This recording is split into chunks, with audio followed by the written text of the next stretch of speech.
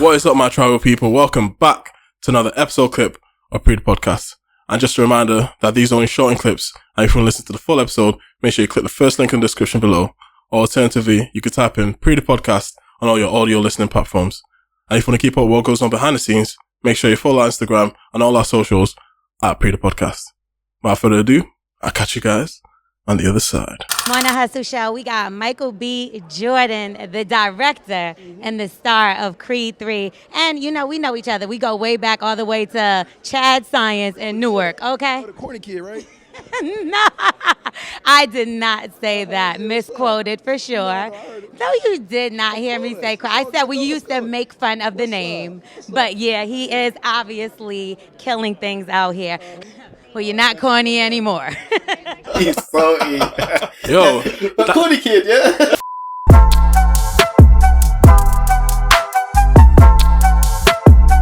You are now listening to Pree Da Podcast with your host, Micheal. What is up, my tribal people? You already know what I'm going to say. Make sure you like, comment, and subscribe. Because we're trying to grow the community. And by sharing this with your friends and families, that goes a long way in helping us do that. Now, let's get into it. What's up, people? Welcome back to your favorite podcast on the internet, Pree Da Podcast. I'm your host, Micheal, and joining me today is one of our family friends, our tribal members, coming back on the podcast, man like Cameron Green. Yeah. And we also got our boy today, man like AJ, in the building. Wakanda forever and that. Let's go. How you doing, guys? How you doing? Yeah, good, man. Good. It's nice to be back. Good, bruv. Yeah. This guy is a natural. This guy, as soon as he turned up, he was like, right, let's take the headshots. Let me set up the mics. Let me put all the props in place. So appreciate you with the help. I'm just like a little kid. I just get excited. You're ready for your Bond star. You're a Bond star, Mr. Green and that. How about you, AJ? How you been? Yeah, I've been good, man. I asked Mitch to come on a couple months back. Yeah, it's like Christmas time. Yeah, so I've been looking forward to the opportunity. So thanks for having me. Yeah, and when I hit Cameron up first, and then Cameron said, "Yo, let's bring AJ on," I was like, "Okay, cool. Let's talk about some stuff that I feel like we can all relate on." And one of the topics this week has just blown up. Right? I feel like this clip has gone supernova on socials. There's been a clip of Micheal B. Jordan at his Creed 3 premiere. He's recently released the 3rd edition of Creed, and he's directing and starring in. And it seems like this, it seems everything was calm until what I assume is a red carpet reporter coming in to interview him. And, let's just watch the clip. It speaks for itself. On the Hustle Show, we got Micheal B. Jordan, the director and the star of Creed 3. And, we know each other. We go way back all the way to Chad Science in Newark, okay? Oh, the Corny kid, right? No, I did not say that. Misquoted for sure. No, you did not hear me say. I said we used to make fun of the name. But yeah, he is obviously killing things out here. Well, you're not corny anymore. He's salty. Yo. The Corny kid, yeah? That's the thing, right? That's just, that bit that we saw there was just like the snapshot of their history, right? She told herself, like, she tries to say, "Oh, I didn't call you corny, but now you ain't corny anymore." Like, come on, bro. Yeah. So what are you guys' first reactions to that? What happened when you saw that? The salt is real. You can see it in his face. You see that. The Corny kid, right? Like, because he's fuming. He's been holding this one in for a minute. He knew he was going to come and see her, and he's like, "Yeah, I'm waiting. I'm going to call you out on TV." Wait, you reckon he was like waiting? Like, he probably spotted her from like some edges. Yeah. And was like, yo, I remember you. He's called her out because that's her profession now. Yeah. That's her job. She has to video or record man like him. So she knows that this could be damaging for her, and he's done it on purpose. Like, that's how I see it. And the thing is, that's just light. That's just light. He could have gone in. Exactly. He could have gone in. Like, he's above that. Micheal B. Jordan ain't the type of guy. You don't really see him on blogs. The only time you really saw him on those, shade burrows and all that things was when people were saying, going at him for having a white girlfriend, allegedly. And then his relationship with Lori Harvey. Those are the only times you really saw him. If it wasn't your Black Panther, Creed, or Fruitville Station, he seems like a guy who focuses on the craft, which is great. I mean, even just aside from this, the first two Creeds are amazing films. Yeah. Great performance. I've heard really good things about the third one, but you could feel the satisfaction. Yeah. Bro, like, I feel like, feel it. Yeah. I feel like what does the word corny mean? What does that mean? Like, I've literally done research on this. I typed in corny into the dictionary, and it's basically unoriginal, cliches. So it'll be stuff like, I know it sounds corny, but it was love at first sight. So it's stuff that's been repeated numerous times that is just lost all meaning, essentially. And it's just another, saying that doesn't hold any weight as much as it might have did in the past.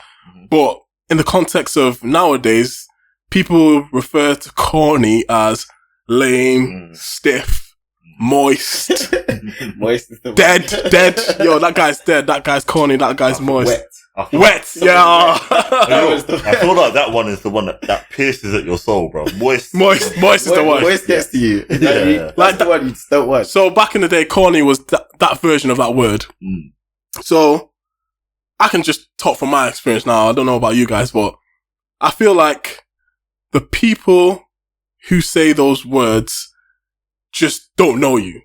Honestly, I feel like it tends to be people who look at you and feel like, oh, you don't fit a specific image in my eye. You don't fit the stereotypical vision of the tough black male, the gangster, the hard guy, the guy that's in the streets doing X, Y, and Z. He doesn't fit that narrative. And she said that she was from New York, which is quote unquote the hood, wherever they're from, right?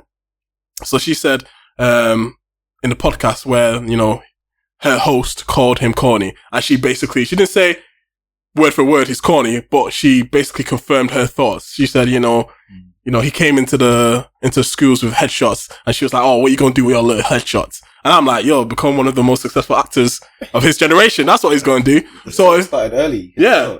So it feels like if you have a purpose or you know what you want to do and you have a clear vision, you don't want to get distracted by X, Y, and Z, and you're just keeping yourself to yourself like he does. He seems like a calm, meek-mannered guy. And if you ain't out here in the streets, you're going to be labeled corny, stiff, moist, dead.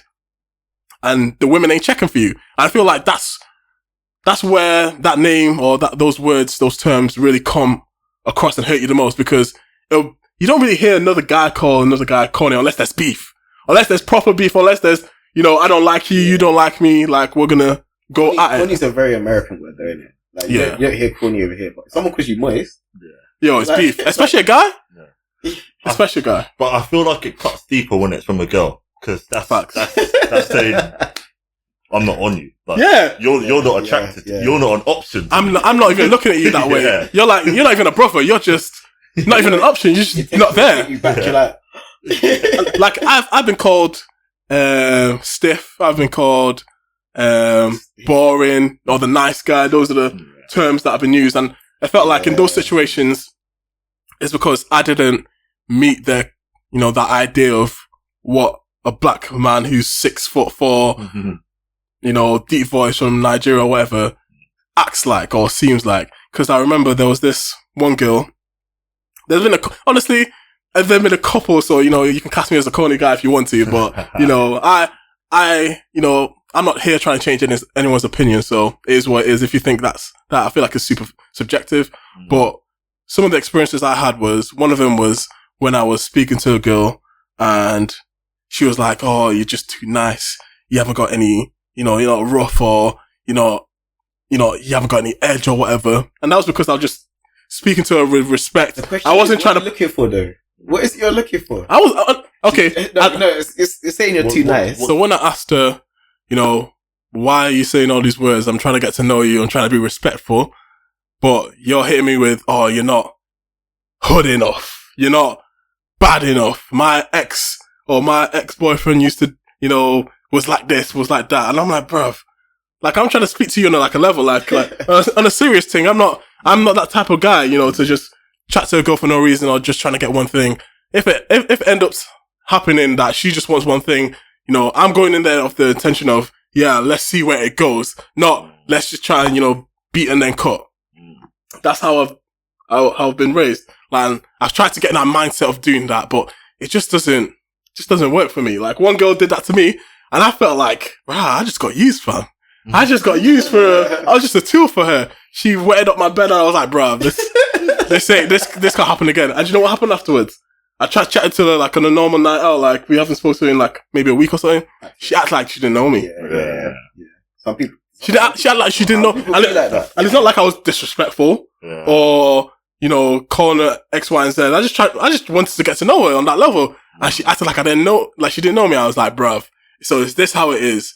Yo, people on the streets are wild. It's crazy. You see it all the time. Like, you see someone, you had a conversation with them, and then all of a sudden it's like, nah, maybe they think you're messing up their style. I don't know what it is. Yo, I'm messing up my brand. Yeah. I need to act like I don't know anyone. I need to, you know, act above it. Yeah. Maybe they have other intentions for that night. Or and do you know what I found out?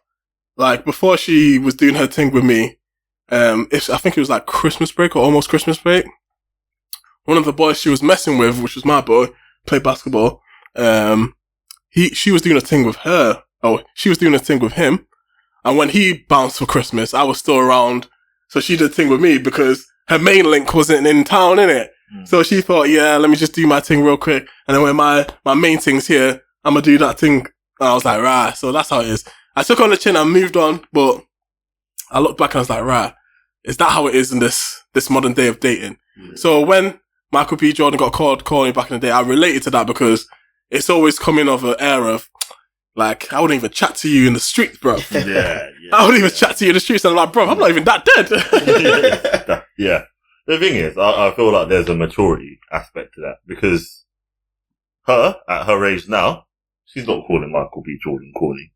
She's not calling that Michael B. Jordan is the sort of guy she wants. And I think, hopefully, girls grow out of that. But, I don't know. Yeah. No, you know what it is? It's as when you watch it, you're looking at it, it's like, oh, hey, we go way back. You don't go way back, man. You're just trying to get in, like, you're trying to use it for clout. Do you know what I mean? Like, just, if she was honest, it's like, do you remember back in school? I wasn't the nicest to you. Yeah. Just something like that would have been calm. But she's like, oh yeah, we were best buds. He's like, wait a minute, hold up.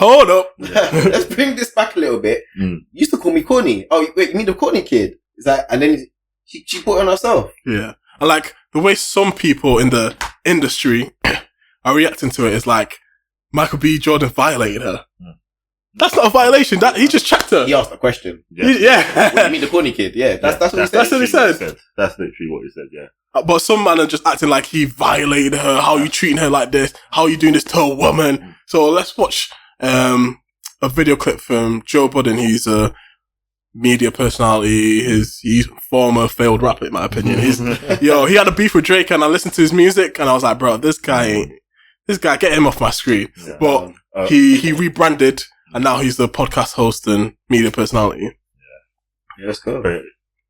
I mean, even with his podcast stuff, he was moving kind of, bruv, moving wild. So all the high and mighty stuff he talks about, yeah, I'm for the creators, I'm for this, I'm for that. But then the way he treated his boys on the podcast, they said, yo, it's been a minute now. When we're going to do the contracts officially, like, we want to be part of it. It isn't just your thing. And then he's like, nah, you guys are just employees, bro. You ain't partners. Yeah, bro. Snaked it. And then my man, the man then just left him, and they did them thing, and they're doing their own thing, which is, you know, rightfully so. And they're doing numbers, and he's doing his thing. But yeah, the way he just acts. Do you know he's an actor? That's what he is, an actor. Talk about Michael B. Jordan. Joe Budden is the biggest actor I know, bro. But yeah, let's watch the clip. Let me tell you. Dog, you doing that to a girl is some corny shit. I can see that. You being Michael B. Jordan today, allegedly sexiest man alive in all of these blockbuster movies. I agree. During your highlight week, you've probably never been more visible than you are right this second. And that's what you do to her. And if I bring back them white girl rumors, then it's going to sound even crazier. Because why you talking to our sisters like that on the red carpet? We only talking to white bitches like that. But I'm not going to make it racy. They say I make everything racy. That was corny of him to speak to that girl like that. I'm not disagreeing. I would have made Michael B. Jordan, that's why you corny. Off air. I would have made a joke off air like, word. Hey, Creed. You know what's name? I wouldn't have did that in front of Hey, Creed. In case you were confused, that corny ass shit you did is why I think you corny. Yeah. In case you were off a little bit as to why you thinking that money hides corny. Use the pause. Pause. Right. So let's get into it. First off, I feel like a lot of entertainment